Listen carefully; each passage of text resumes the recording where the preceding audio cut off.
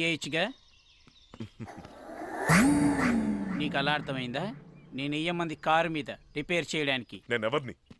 నీకు తెలీదా? గైడ్ని. అయితే మెకానిక్ని కాదుగా. కాదు. అందుకే నాకు రాదు. ఎక్కడికి? ప్రకృతి పిలుస్తుంది. అడిగానని చెప్పు. ఎవరిని? ప్రకృతిని. డ్రైవర్ ఎక్కడా?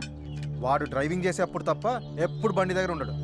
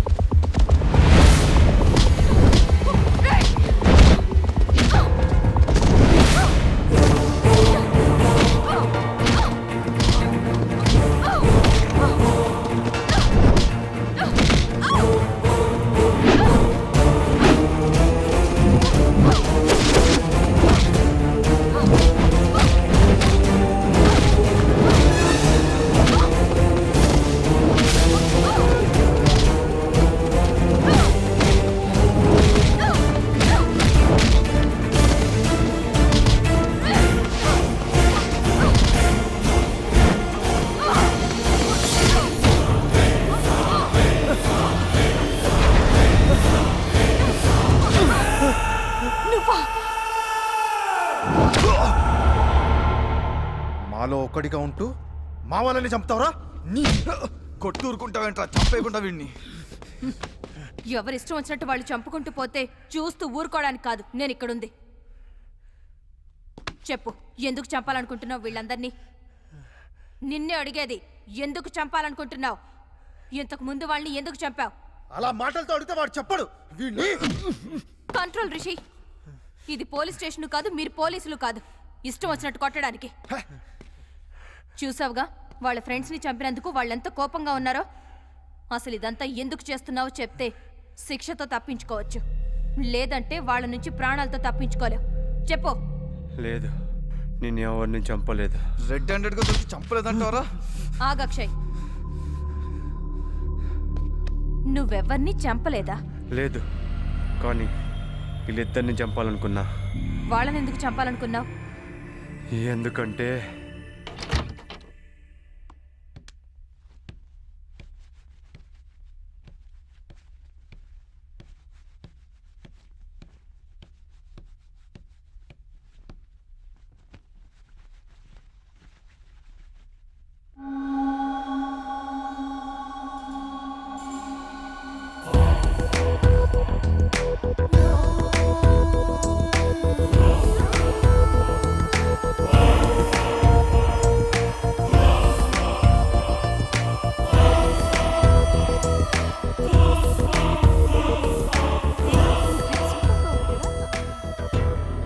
ఫిగర్ అదిరింది.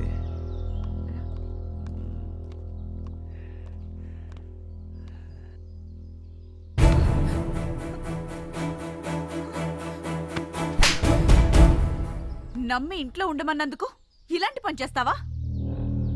ఈరోజు అపర్ణ ఫోటోలు తీసావు, రేపు మా ఫోటోలు తీస్తావు. ఈ విషయం మా వాళ్ళకి చెప్తే ఏం చేస్తారో తెలుసా? నిలువున నరికేస్తారు. Sorry madam. ఏంట్రా సారీ?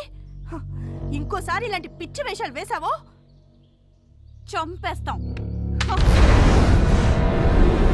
నాకు ఊహ తెలిసినప్పటి నుంచి నన్నెవ్వరు కొట్టలేదు. అలాంటిది నా ఒంటి మీద చేసిన వీళ్ళిద్దరిని అంతం చేయాలనుకున్నాను. ఎలాగో వీళ్ళని చంపడానికి ఎవరో ట్రై చేస్తున్నారు. వీళ్ళని నేను చంపితే కృష్ణ వాళ్ళని చంపిన కిల్లరే వీళ్ళని కూడా అటాక్ చేసి చంపారనుకుంటారని నేనే కిల్లర్లా అటాక్ చేశాను. అంతేగాని ఇంతకుముందు జరిగిన హత్యలకు నాకు ఏం సంబంధం లేదు. నాకెందుకో ఈ మాటలు నమ్మబుద్ధి కావట్లేదురా. హత్య కేసు నేను తప్పించుకోవడానికి ఈడు ఏమైనా చెప్తాడు. స్టేషన్కి తీసుకెళ్ళి మా స్టైల్లో ఇంట్రోగేట్ చేస్తే అన్నీ తెలుస్తాయి. సారీ అపర్ణ, నీకు ఈ విషయం తెలిస్తే బాధపడతావని ఇంతవరకు చెప్పలేదు. చేసిన తప్పుకి వీడు గ్యారంటీగా శిక్ష అనుభవిస్తాడు. అవును, తప్పకుండా అనుభవిస్తాడు.